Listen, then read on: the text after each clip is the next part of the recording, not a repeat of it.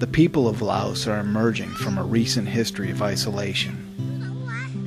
Following 300 years of shifting foreign dominance, communist leadership ascended to power during the U.S.-Vietnam War, and the country became closely connected to Vietnam. In the course of the conflict, the United States bombed Laos more heavily than any other country had ever experienced. After the war, Laos withdrew from most international affairs, separating itself from much of the world. Over time, conditions within the country began to deteriorate. It became increasingly difficult for families to make ends meet. Access to education was minimal. In rural areas, where 75% of the population lives, people lacked basic medical care. Women were denied opportunities to gain freedom and improve their station. Most forms of religious expression were forced underground. The infrastructure of the society fell apart. By the late 1980s, the country was in crisis.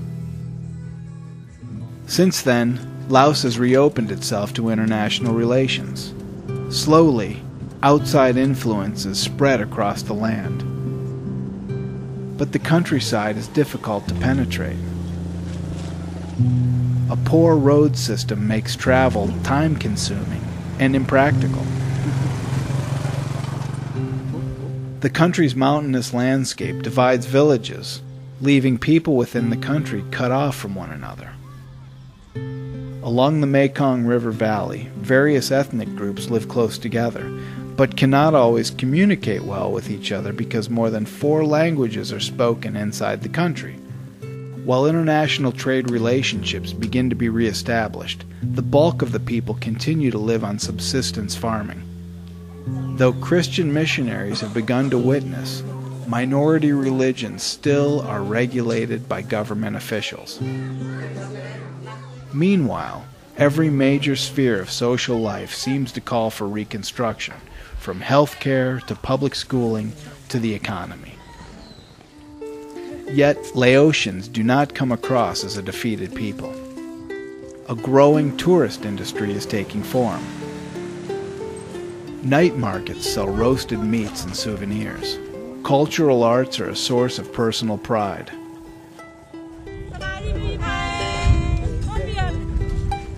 Each year, at the end of the dry season, right before the life-giving rains really do return, people of all ages celebrate the Lao New Year with a festival of water.